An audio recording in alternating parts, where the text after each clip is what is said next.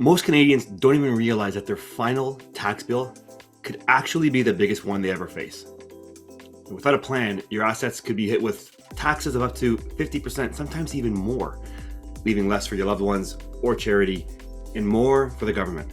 So today, I'm joined by Wilmot George. He's a managing director of Tax and Estate Planning at Canada Life. We're going to talk about how you can avoid paying more tax at death and ensure that your estate goes where you want it to. Question number one, Wilmot. If someone wants to be confident that their estate goes where they actually want it to, where should they start? That's a great question. They should start with an estate plan. Estate planning can mean different things to different people depending on their personal situation. But at its core, estate planning is the process of creating a plan for how your assets will be handled when you pass away or if you become unable to make decisions. It includes legal documents that will outline who will receive assets after death and who will make financial and healthcare decisions if incapacitated. At the end of the day, an estate plan offers peace of mind from knowing that you have a clear plan in place to reduce confusion and stress for loved ones should incapacity or death occur. Thank you. So question number two. Many of us Canadians are surprised to hear about the taxes and fees that come up at death. Can you walk us through what these costs actually look like? Most are familiar with the two certainties in life, death and taxes. And indeed, Canada does have its fair share of taxes.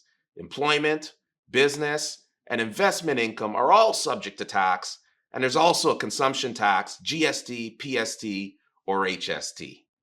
Income tax at death is also a reality for many Canadians as assets are deemed sold at that time, which can create a large income for the year of death and taxation at top tax rates. Also, depending on province, estate administration fees or probate fees might also apply when settling an estate, adding to an estate's tax liability.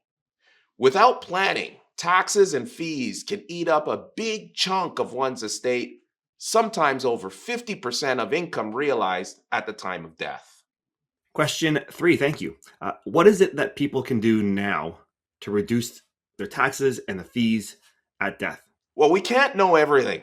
So often I suggest seeking qualified advice from financial, tax, and legal advisors who can provide tips to consider and traps to avoid. Strategies to minimize taxes and fees at death might include drawing additional income in retirement at potentially lower tax rates to avoid a big tax hit at death. Where available, naming beneficiaries on RSPs, RIFs, TFSAs, and insurance contracts to bypass your estate at death and avoid the probate process. Having a will. Doing so allows you to name an executor and avoids an automatic probate process.